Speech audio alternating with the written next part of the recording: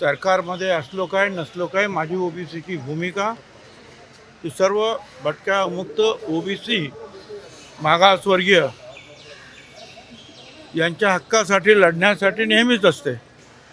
मंत्रिमंडळात असल्यामुळे ती लढाई अधिक सोपी जाते. त्यामुळे मंत्री जेव्हा होतो त्यावेळेला जसा तो भटक्या मुक्त आदिवासी किंवा मागासवर्गीय ओबीसीचा होतो तसा मंत्री हा राज्यातील सर्व जनतेचा असतो. तो हिंदूंचा आहे, मुसलमानांचा आहे, तो मराठ्यांचा आहे, दलित आदिवासी ओबीसी सगळ्यांचा आहे. भुजबळ साहेब, आपण मंत्रिपदाची शपथ घेतली आहे, आता 4-5 दिवस उलटून गेले, खाते जाहीर झालेले नाही. काही विशिष्ट खात्याची मागणी आपण केली आहे का? मी कुठल्याही खात्याची विशिष्ट अशी मागणी केलेली नाही, परंतु मला असं कळतं की माझं पूर्वीचं जे आहे अन्न पुरवठा, सिव्हिल सप्लाय वगैरे ते खातं मला मिळणार, परंतु अजून काही ऑर्डर्स काही निघालेल्या नाहीत. त्या फिरतात इकडून तिकडे ऑर्डर्स, ती फाईली फिरतात. बघू आता होईल. धनंजय मुंडेंची नाराजी तुमच्या कानापर्यंत आली का ती नाराजी? नाही, असं आहे की कोणी मंत्री झाला आणि त्याला राजीनामा द्यावा लागला तर तो नाराज असतोच ना. त्याच्यामध्ये तो मनुष्य स्वभाव आहे सगळ्यांचा. भिडे गुरुजींनी आज मुख्यमंत्र्यांची भेट घेतलेली आहे. त्यांनी म्हटलं की 6 जूनचा शिवराज्याभिषेक सोहळा कायमस्वरूपी बंद करायला पाहिजे आणि रायगडावरची वाघ्या कुत्र्याची समाधी आहे ती काढू नये. जे त्याच्यावर टीका करतात त्यांची उंची नाही आहे तितकी बोलण्याची. बरं, ठीक. पुढे मग मी काय ऐकलं नाही आहे. साहेब, पुण्यातील वैष्णवी आगमने जे आत्महत्येचं प्रकरण आहे त्या प्रकरणी तिचे सासरे आणि दीर यांना अटक झालेली आहे. तुमच्याच पक्षाचे ते तिथले मुळशीचे नेते होते, त्यांना पक्षातून बडतर्फ करण्यात आलेलं आहे. या संपूर्ण प्रकरणाकडे कसं बघता? असं आता आमच्याकडे असे अनेक कार्यकर्ते असतात, शेकडो हजारो कार्यकर्ते. कुणाच्या घरात काय चाललंय, कुणाच्या काय घरात चाललंय हे आम्हालाही कळत नाही. तसं अजितदादा जरी पुण्याचे असले किंवा पवारसाहेब आणि इनके सगळे लोक पुण्याचे असले तरी कार्यकर्ते असतात. जोपर्यंत ते चांगलं काम करतात तोपर्यंत आपण त्यांना ठेवतो. पण त्यांच्या घरामध्ये काय चालतं काय नाही त्याची काय आपल्याला काही कल्पना नसते. त्यांचे उद्योग काय, धंदे काय माहिती असतं आपल्याला. पण ज्या वेळेला या अशा गोष्टी पुढे येतात त्यावेळेला कारवाई करायची असते आणि ती अजितदादांनी केलेली आहे. मनोज जरांगे यांच्या आंदोलनाचा पुढचा टप्पा लवकरच सुरू होणार आहे. तुम्ही मनोज जरांगे यांच्या संदर्भाची भूमिका घेतली, त्या भूमिकेवर ठाम आहात? आम्ही पण तयार आहोत. राहुल गांधी त्यांना चला बस कुणबी प्रमाणपत्र पुढे. अंतर्गत राहुल गांधी ने एक्स पोस्ट पे लिखा है कि मोदी जी का खून सिर्फ कैमरे को देख के खोलता है. क्या कहेंगे इस पर? ठीक है, मैंने सुना नहीं है. बड़े लोग क्या बोलते हैं, अब मैं छोटा आदमी हूँ, कुछ भी है. कुणबी प्रमाणपत्र पाहिजे आहे ओबीसी समाजाला, त्या मागणी लागेल. ओबीसी समाज जो काही नियम असेल, कायदा असेल, त्या कायद्याप्रमाणे वागलं पाहिजे. त्या कायद्याच्या बाहेर जर कोणी गेलं तर त्याच्यावर कारवाई होते, एवढंच मला म्हणायचं. भुजबळ साहेब, रेशनिंग दुकानदारांच्या कमिशन अजून मिळालं नाही. हा? 6 महिने झालेले आहेत. रेशनिंग दुकानदारांचे कमिशन स्वस्त झाले. मिळेल लवकर. चित्रा वाघ यांनी सकाळी ट्विट केलं आहे, हगवणे यांना जे अटक झाल्यानंतर त्याच्यावर कठोर शिक्षा झाली पाहिजे, त्यांना आपली फाशी केली पाहिजे अशी त्यांनी मागणी केली. आपली काय ठीक आहे, असं आहे ना की जनतेच्या भावना आमच्या भावना असं उचंबळून येतात की असं काही झाल्यानंतर. पण एवढंच आहे की आपण कडक कारवाईची मागणी सगळेच करतात. परंतु आता कोर्ट, हायकोर्ट, सुप्रीम कोर्टापर्यंत लोकशाही आहे आपली, ते ठरवतील आणि निश्चितपणे त्याच्यावर जे आहे त्यांना शिक्षा होईल. परिवार को कहीं ना कहीं वीआईपी ट्रीटमेंट भी दी जा रही है, ऐसे भी चर्चाएं चल रही है. मुझे मालूम नहीं है और ऐसा नहीं हो सकता है. मुंबई महापालिका निवडणुकीत शिंदे सेनेने 100 जागांवरती दावा केलेला आहे. तुमच्या पक्षाकडून किती जागांचा दावा केला? असं आहे की मुख्यमंत्र्यांनी सांगितलेलं आहे आम्ही शक्यतो तिन्ही पक्ष जे आहोत महायुतीचे आणि इतर जे लहान पक्ष सगळे एकत्र लढणार आहोत. काही ठिकाणी जे आहे अपवाद असू शकेल असं सुद्धा त्यांनी पुढे म्हटलेलं आहे. तर त्याप्रमाणे पाहूया काय होतं ते. आज नागपूरमध्ये मेळावा होतोय तुमचा. नाशिकचं पालकमंत्रीपद मिळालं तर आवडेल का? कारण परीक्षा सुरू आहे आणि मी सांगितलं हा पालकमंत्र्याचा वाद त्याच्यामध्ये मला पडायचं नाही. मी कालच सांगितलं मी नाशिकचा जन्म झालेला नाशिकचा बालक आहे आणि माझं काम मी मंत्री असलो काय नसलो काय तरी नाशिकच्यासाठी माझं काम सुरूच असतं.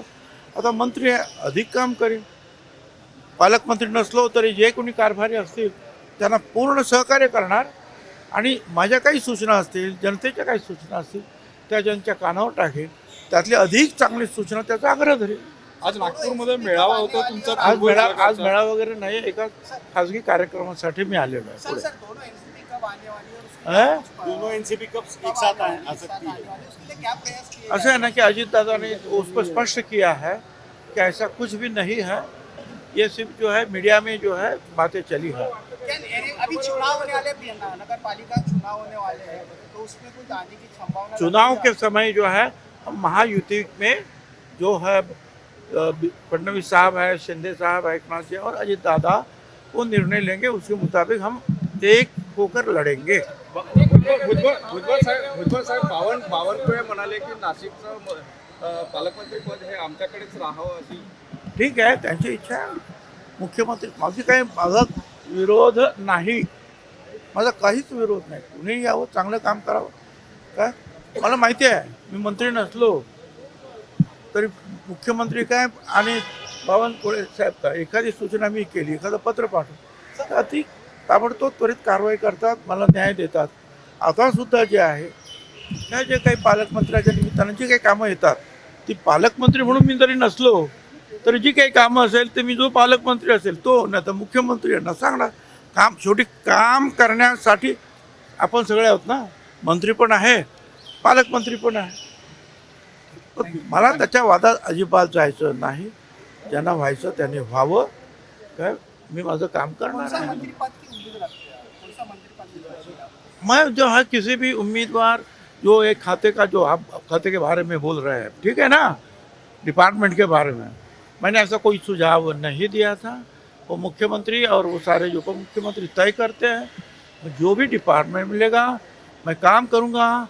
महाशय मैं 1991 पहले मंत्रिमंडल में कैबिनेट मिनिस्टर बना, रेवेन्यू मिनिस्टर, महसूल मंत्री बनकर.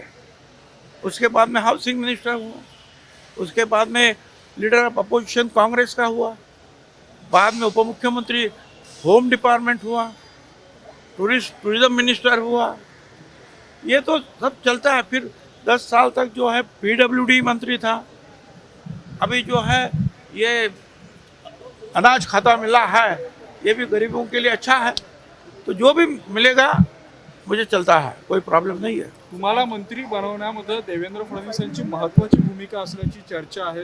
राष्ट्रवादीतून विरोध होता, मात्र फडणवीसांनी इनिशिएटिव्ह घेतलं आणि तुमची वर्णी लागली असं देखील बोललं जातं. हे बघा, मला इथे स्पष्ट करायचं आहे, हे खरं आहे. पहिल्या मंत्रिमंडळाच्या वेळेला फडणवीस साहेबांनी तो आग्रह धरला होता की भुजबळांना मंत्रिमंडळात घ्या म्हणून, बरोबर. ठीक आहे, पक्षानं काय त्यावेळेला ठरवलं, काही झालं नाही. परंतु त्यानंतर मात्र जे आहे त्यांनी सतत प्रयत्न केले. एवढेच नाही तर दिल्लीचे जे आहेत आमचे भाजपचे जे प्रधानमंत्री आहेत, म्हणजे देशाचे प्रधानमंत्री मोदी साहेब, अमित भाई शाह यांनी सुद्धा प्रयत्न केले. आणि एक लक्षात ठेवा, काही लोक टीका करतात. मला त्यांना सांगायचं आहे, मी भाजपचा मंत्री नाही आहे. मी अजितदादा गट NCPचा मंत्री आहे. आणि NCPनी कुणाला मंत्री करावं हे NCP ठरवतं. सूचना करण्याचं काम जे आहे मुख्यमंत्री करतात, प्रयत्न करतात. आणि दुसरं मला पुढे सांगायचं आहे की जे टीका करतात की बघा बघा बघा आता कसं काय भ्रष्टाचार वगैरे अमुक तमुक, मला त्यांना सांगायचं आहे की ज्या वेळेला मी BJP बरोबर नव्हतो आणि उद्धव ठाकरे यांच्या मंत्रिमंडळात होतो त्याच वेळेला माझी केस पूर्णपणे डिस्क्वालिफाय केली, संपली केस. 80 पानाचं जजमेंट आलं आणि त्या केसमधून आमची मुक्तता झाली. केस पुढे चालवण्याची आवश्यकता सुद्धा भासली नाही.